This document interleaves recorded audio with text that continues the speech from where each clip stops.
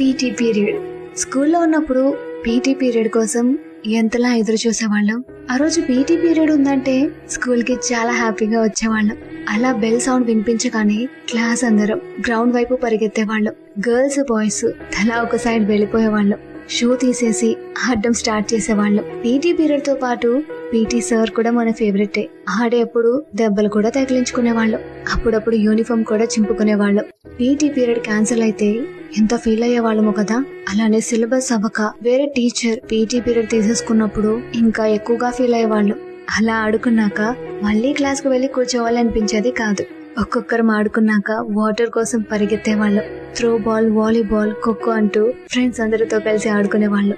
ఇలా PT period అయిపోయాక మన అవతారాలే మారిపోయేవి. సో ఓవరాల్ గా చూసుకుంటే చాలా సార్లు స్కూల్లో పీటీ పీరియడ్ క్యాన్సిల్ చేసినందుకు తిట్టుకున్న రోజులున్నాయి. అలానే హ్యాపీగా ఆడుకుని ఎంజాయ్ చేసిన రోజులు కూడా ఉన్నాయి. ఏమంటారు?